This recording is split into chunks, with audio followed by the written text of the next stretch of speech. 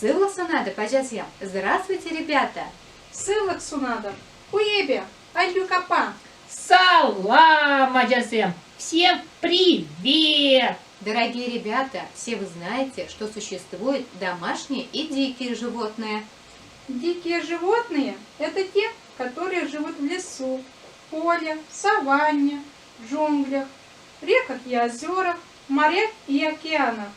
А я знаю, где живут домашние животные. Они живут дома, рядом с людьми.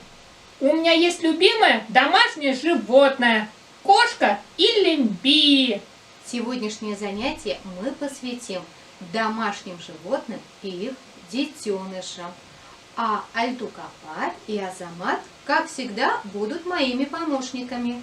Итак, начинаем. Кужак – кошка. Кужак-чури – котенок. Деда – собака. Деда-жюри – щенок. Шапла – верно. Не, корова. Пру – теленок. Матур, Азамат, молодец. Сосна – свинья. Сосна-чури – поросенок. Сорок – овца. Сорок путеки – ягненок. Качага – коза. Качага-будики – козленок. Терес, правильно. Ложа – лошадь. Тига – жеребенок. Ребята, послушайте, пожалуйста, четверостишье про домашних животных. Ложа чубать, не тырать, сысна удать нарахладать, качага басурах, а щиеща курок.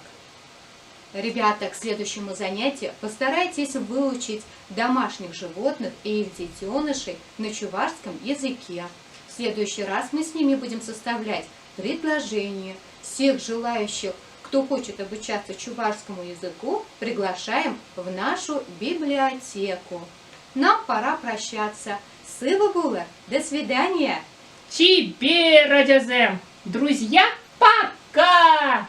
Те приятель был чень. До свидания.